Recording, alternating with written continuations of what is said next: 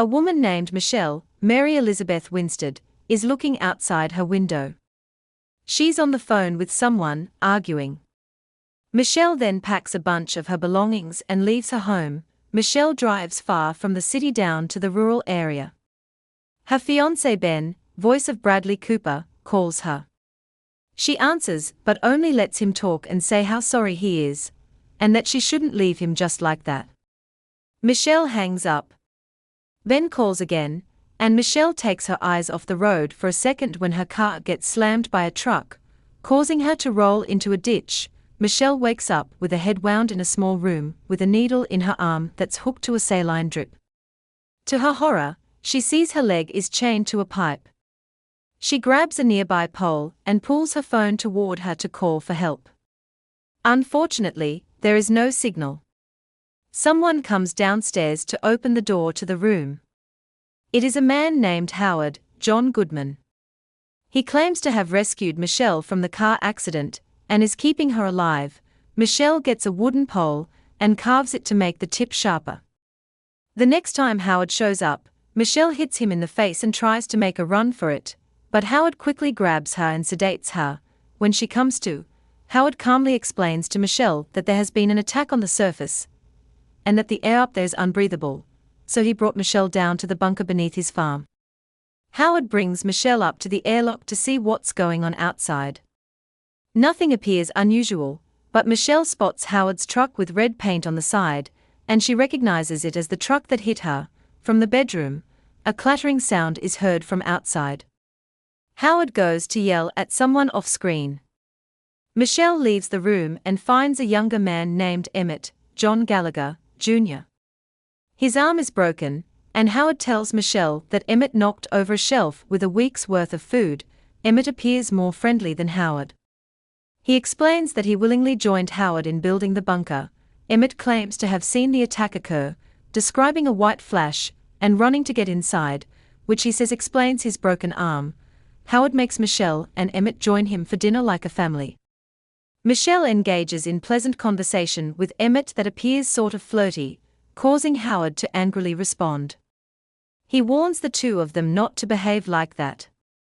When he's not looking, Michelle grabs his keys.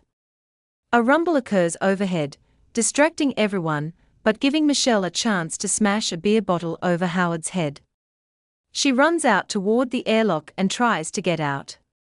Michelle stands in the airlock between the outside and the inside as Howard begs her not to go outside.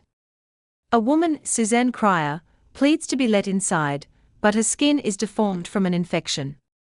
Howard urges Michelle not to let this woman in. The woman grows agitated and starts banging her head on the glass of the door. Now fearing that Howard may be right, Michelle begins to listen to him. He apologizes for his previous behavior and admits to hitting her car. He then tells Michelle to stitch up the wound on his head from the broken bottle. Eventually, the trio become friendlier with each other and start working together like a real family. Howard lets Michelle borrow clothes belonging to his daughter Megan, whom he lost. He shows Michelle a picture of Megan. Michelle and Emmett also bond, with Emmett discussing how he had a chance to play sports for a university, but he skipped the chance to leave town because he was afraid. Michelle recounts a time when she saw a little girl being abused by her dad at a hardware store, and she felt bad for walking away and doing nothing, especially considering her own troublesome childhood. The air filtration system goes down, and only Michelle is small enough to fit through the vents and go to the filtration room. She resets the unit, but notices a ladder leading to outside, just beneath a window. On the window is help scratched out, with the L and P having traces of blood on it. On the floor, Michelle finds two bloody earrings that she recognizes from the picture of Megan. She shows the picture to Emmett, who says the girl in the picture is really a girl from his high school named Brittany, and she went missing a while back. The two realize that Howard is a threat, and they need to get out of there. Michelle and Emmett steal Howard's tools and start constructing a makeshift biohazard suit and gas mask. Howard discovers the stolen tools and brings out a vat of perchloric acid to dissolve them.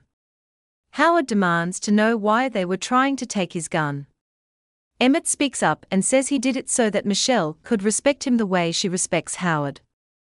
Howard forgives Emmett and then shoots him in the head. Michelle finishes the suit and tries to make her escape. Howard catches her, but she pushes the vat of acid toward him, causing him to slip and fall face-first onto it. She climbs over and heads toward the exit. The acid eats through an electrical wire and starts a fire. Howard follows Michelle, and she pushes a shelf on top of him. She climbs through the vents to head to the filtration room. Howard stabs through the vents with a knife. He grabs onto Michelle as she makes it to the end, but she slams his hand hard enough for it to rip off. The fire starts spreading through the bunker. Michelle puts the suit and gas mask on and prepares to head on outside. Once again, everything is calm. Michelle looks up and sees birds flying overhead. She takes off the mask and breathes in the fresh air.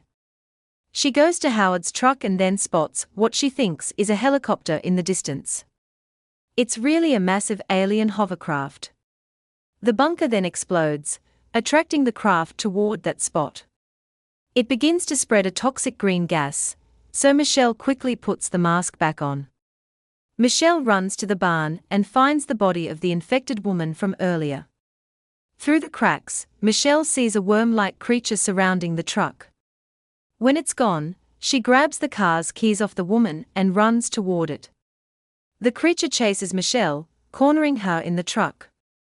The craft goes near her and picks the truck up, bringing it closer to its mouth. Michelle grabs a magazine, lighter, and wine bottle to make a Molotov cocktail.